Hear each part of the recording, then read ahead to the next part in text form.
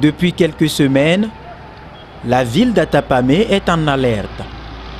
Un projet de construction de magasins au profit des commerçants étrangers constitue une véritable bombe à retardement qui risque d'embraser la ville si rien n'est fait.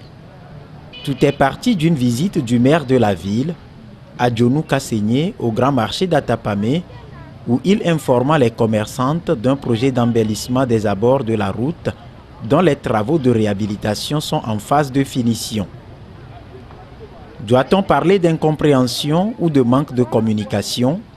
En tout cas, les femmes disent avoir entendu un autre son de cloche, qu'il s'agissait plutôt d'un projet qui vise à les dégager de l'endroit pour y construire des magasins au profit des commerçants étrangers, d'où la colère des femmes revendeuses de légumes du marché du carrefour Blakpa, communément appelé Grand Marché d'Atapamé. Et mère Batumir a qui a vérifié. Mais mia timati to fetu salao, boma salao, deme salao, be mia jo yakbo, be mia be timole akbo, mim senya gomeo. Kento to le numene be gaso tu magasin na zamaruma. Mia o mi majo, mia o mi ni dumevi, e dumevi mini, mate ba hotepe le mia o mia sio. Aso tu na zamaruma, ye mia o kenyi dumevi o mia no dwa ya popla. Tu ke mila no la sanoa, ela ni tukara mia no dwa ya popla.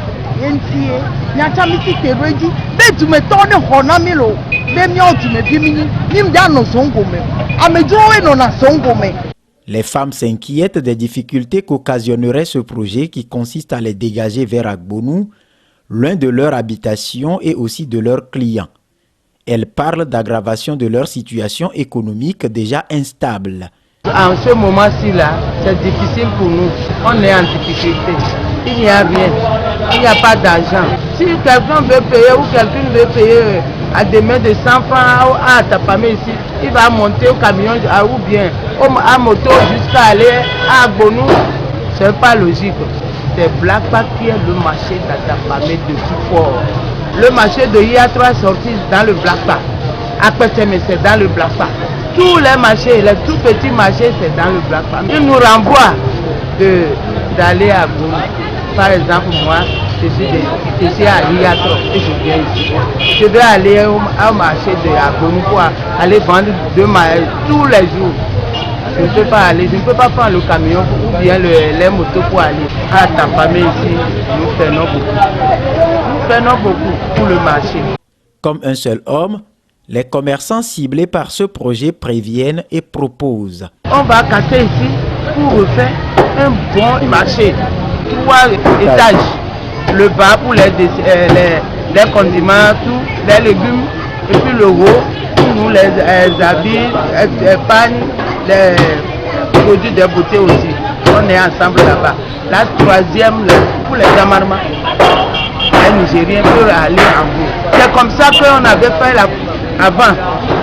Pour avoir une idée claire du projet en question, le maire a accepté de nous recevoir dans son bureau. Il s'explique. Nous allons réhabiliter notre marché là.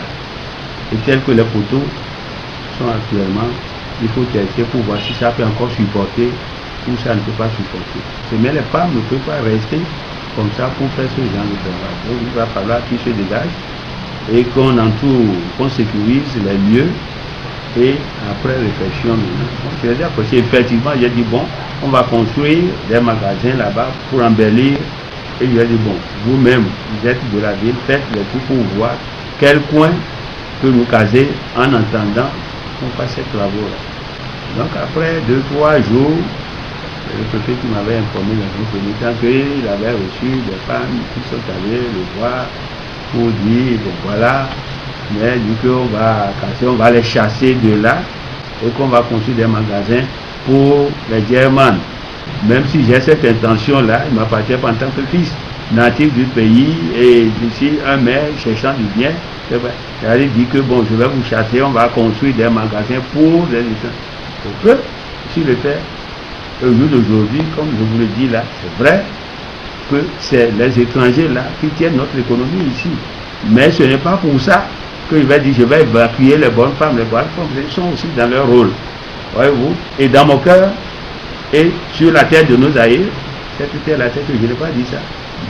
Le maire adhère à la proposition des femmes et envisage un dialogue sous la médiation du préfet pour désamorcer cette bombe qui fait grand bruit. Pour que le rez-de-chaussée soit réservé à elle et puis les boutiques, il fallait d'abord qu'on rase et qu'on reconstruise. Quand j'ai dit, bon, on va sécuriser, on va faire ceci, celles ou ceux qui crient maintenant, bon, comme vous le faites maintenant, bon, qu'est-ce que vous pensez si on ne fait pas ceci? Bon, je vais vous dire mes idées, si on faisait ceci, et puis nous arrivons à un consensus. Hein? Bon, nous devons faire un premier niveau, faire un troisième niveau, faire un niveau, c'est bon, mais c'est l'argent qui le fait. Donc, je ne suis pas contre cette idée. Mais pour moi, c'est de sécuriser l'endroit là. Parce que tel que la route la fait maintenant, si on ne fait pas attention là-bas, première des choses, c'est de protéger leur vie. Donc l'idée là n'est pas rejetée. S'il y a les moyens, on reprend, au lieu que ça soit seulement la couverture, on fait la dalle là, on les case en bas et en haut. Dans le temps, c'était comme ça. Donc c'est à eux de marcher, c'est des idées. Démocratiquement, qu'on va s'asseoir, comment on va faire. Quand je dis magasin, je ne me dis pas que... Et c'est ce qui me tombe, je n'ai pas dit. Si je construis, c'est Guerma seulement qui va prendre. Ben, les Togolais ou les Togolais ne vont pas prendre.